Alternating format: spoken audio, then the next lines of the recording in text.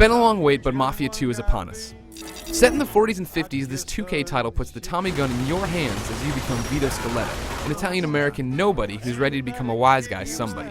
You'll shoot, punch, and speed through 15 chapters of organized crime, but in the end this is a game that never truly reaches made man status, thanks to a few issues. You're gonna be sorry, the both of you. What do you say now? What do I gotta say? That's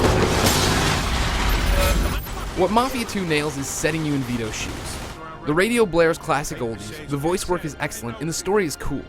I was always excited to get to the next cutscene to find out what was happening in Vito's life, and because the segments are produced so well. They have a cinematic feel that's perfect for this gangster story. One more word, and you're gonna need a new set of teeth. Outside of those segments, though, things can feel a bit flat. Mafia 2 struggles with pacing. It'll make you perform the mundane task of driving across town just so you can go to bed. You'll watch Vito stare at the wall like a robot while answering the phone. Hello. And there's a fair amount of screen tearing and lackluster textures on the graphics side. Empire Bay is a pretty city, but it's also a lifeless one. Don't get me wrong, there are cars and pedestrians all over the place that give off that 40s, 50s feel, but there isn't much interaction.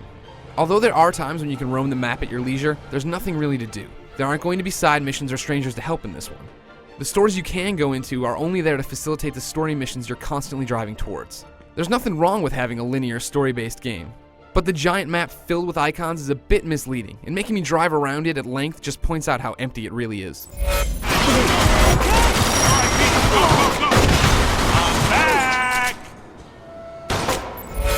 Mafia 2 is your typical middle-of-the-road third-person shooter.